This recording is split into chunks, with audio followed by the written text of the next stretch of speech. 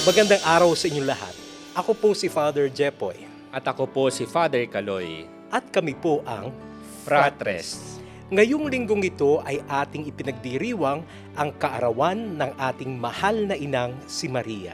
At bakit po natin ipinagdiriwang ang kaarawan ng mahal na Birheng Maria? Sapagkat siya ang ina ng anak ng Diyos na si Jesus at siya rin ay ang ating ina. At dahil natatangi ang araw na ito, nais naming si Maria ay aming handugan ng isang awitin.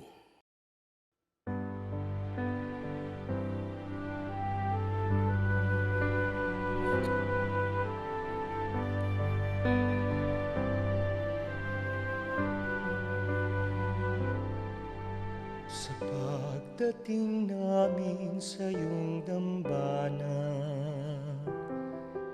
ilingon ina maawaing mata,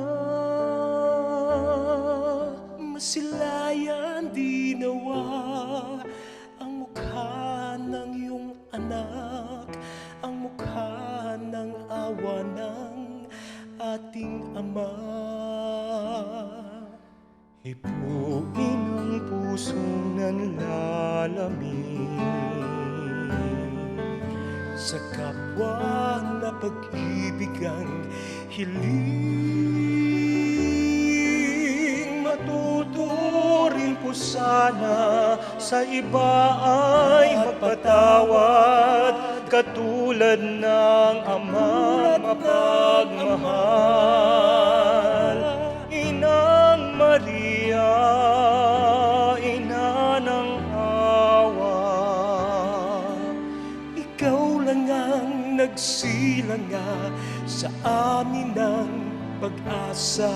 Saksi sa bawat hirap at sa aming pagsisikap, ipanalangin mo kami sa iyong anak na si Jesus.